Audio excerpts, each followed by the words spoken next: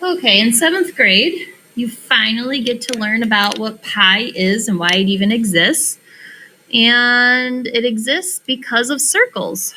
So, circles are actually a never ending line, they go on forever. And today I'm going to teach you how to solve for the circumference of a circle.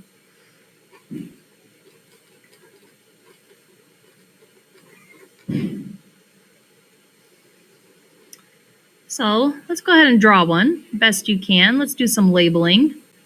Every circle has a center. So I'm going to go ahead and label that what it is right now, a center. And as long as a line goes through the center to another point on the other side of that circle, it's called the diameter. Half of the diameter is called the radius. And this right here is also called the radius. Okay? The perimeter, remember perimeter is like all the sides added up together on any shape. And the perimeter of a circle is called the circumference.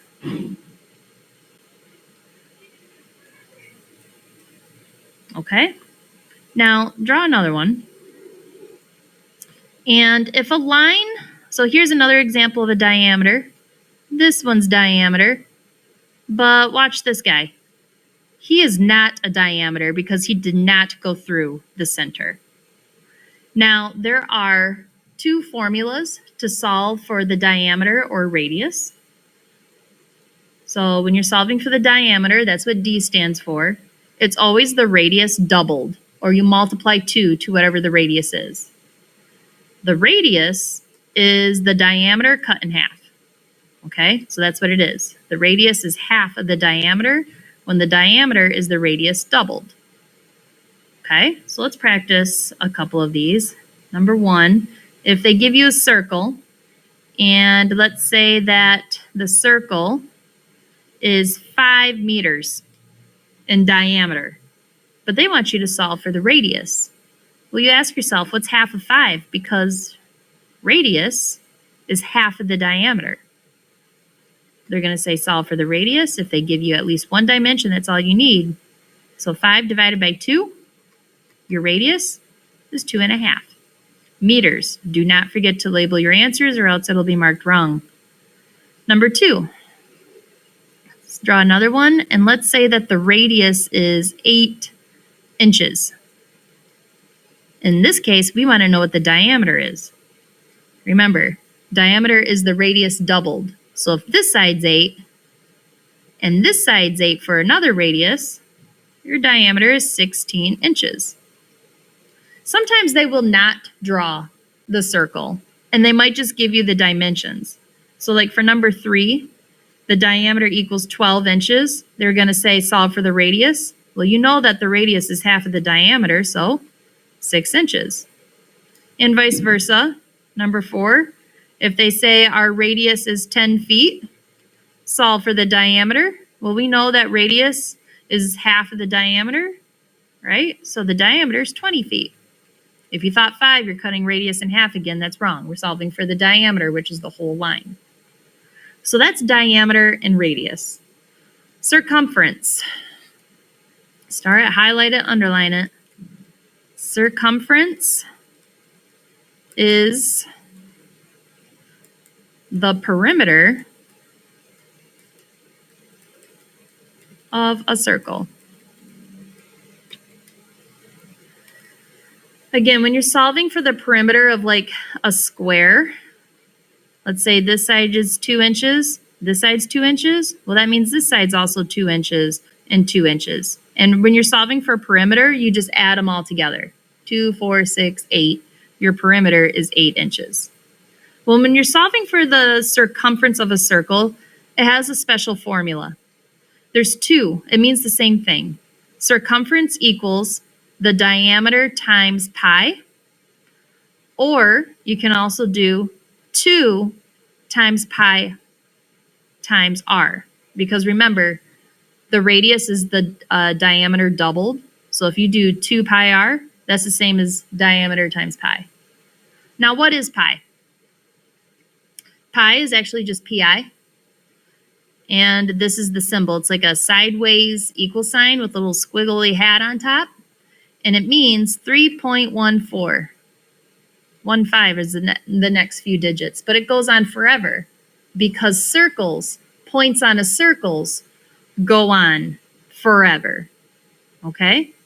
And how they got 3.14 is that they actually measured the diameter of any circle is about 3.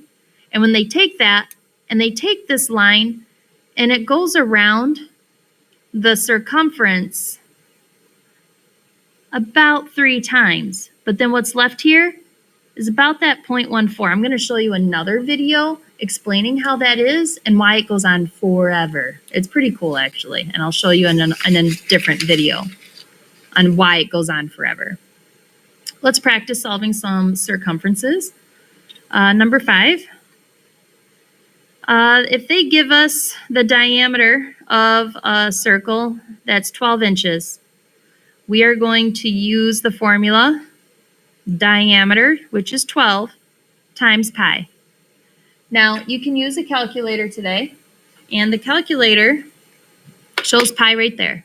There's the pi. So when you hit that and you hit enter, there's all the digits. And again, they go on forever. And I'm going to explain why a little bit more with that in class. But all you need to remember is that it's 3.14. And Pi Day is actually March 14th. So March is the third month of the year. 14th is the day. So that's something that why we always celebrate Pi Day on March 14th. And Miss Chiano's birthday is actually March 15th. Kind of a fun fact.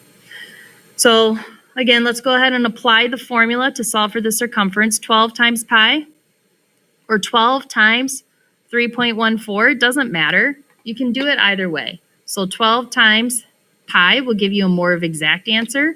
And your homework's probably going to say round to the nearest 10th or the nearest hundredths place. The 6 is the 10th, so that 9 makes that 6 a 7.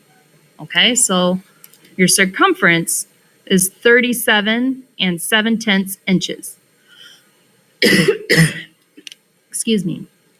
If you didn't want to hit pi, you could have just done 12 times 3.14, and you would have gotten the same thing. See why I like to use the actual button pi, though, is because all those extra digits actually matter when you're rounding. So try using that pi button as a habit. Let's do another one, number 6. Sometimes they won't give you the circle, and in this time, they're just going to give you the radius. All you need is one dimension, either the diameter or the radius, in order to solve for the circumference of a circle.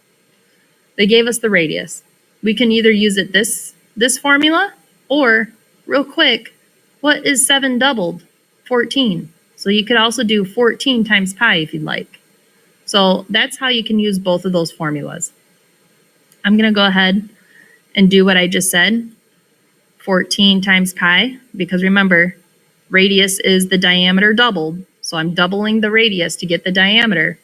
Now 14 times pi, remember when it's butted up against the variable just like that, it means multiplication. And our circumference, I'm going to round to the nearest 10th again. That 8 turns that 9 into a 10, which means 44 feet. Okay. Let's keep going. A couple more. Let's do a little bit more with radiuses. If they only give you a radius like 9 centimeters, that's okay. All we got to do is double it real quick to get the diameter. That's what this part of it is. 9 doubled is 18. So in order to solve for the circumference, it's going to be 18 times pi. Use our calculator. 18 times pi is, rounding to the nearest 10th, that 8 turns that 4 into a 5, which turns that 5 into a 6. So 56.6 centimeters. One more, number 8. We'll end on 8. I'm going to give you diameter again, just like number 5. If they give you a diameter like 19.5 feet, you will see fractions and decimals on this stuff. Let's solve for the circumference. So diameter times pi, 19.5 times pi. Let's plug it into our calculator. 19.5 times pi. You get 61 26 hundredths, or 61 3/10 feet. You see how I also left it instead of doing 19.5 times pi? That still means 19.5 pi means times. So if I also plug it in 19.5 times the pi, you'll still get the correct answer. Whoops, 19.5 times pi. You'll still get the correct answer. And that's solving the circumference of a circle, diameter, and radius, and pi. And again, we're going to hit pi a little bit more in class because I'm going to show you something that's kind of cool. Solving the circumference of a circle is actually the perimeter of a circle.